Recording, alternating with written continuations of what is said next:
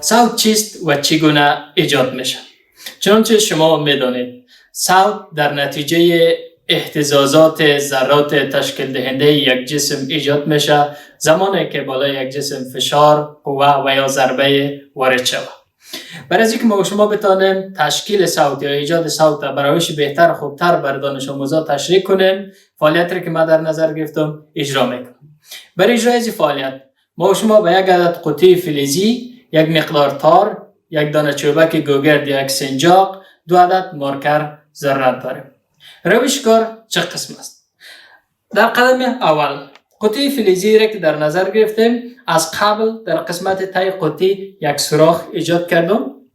بعدش نخ را که ما شما داریم، این نخ میگیریم از این سوراخ عبور میدیم و به خاطر از این که این نخ اینجا ثابت باقی بمانه، با استفاده از یک چوبک گوگرد یا سنجاق میگیریم در قسمت تار را نصب میکنیم که از این قسمت تار به راحتی سقوط نکنه. مرحله بعدی چیکار میکنیم؟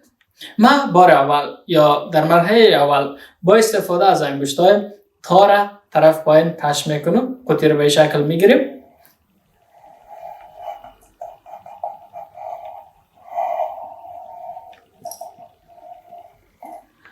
آیا کدام صدای تولید شد؟ بله، اما خیلی ضعیف. اما اگر من عملیه رو با استفاده از 2 تا مارکر اجرا کنم، ببینید تار در بین هر 2 مارکر قرار بدید، به خاطر از اینکه ما شما بتانیم استکاک بیشتر ایجاد کنه. وقتی من مارکر اینجا قرار دادم، تار در بین مارکرها این بار میگیرم، مارکرها رو طرف پایین حرکت میتونم، ببینیم چگونه تغییرات اینجا به وجود میاد.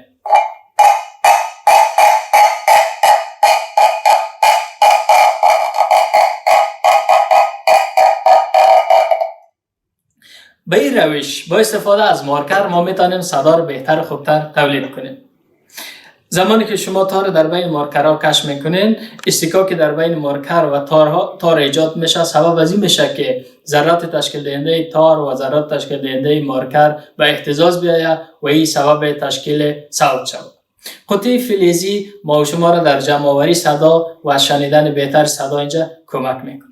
این میتونه یک روش خوب یا مناسب برای اینکه ما شما بتونیم صوت بهتر توضیح بدیم برای دانش آموزا استفاده شد.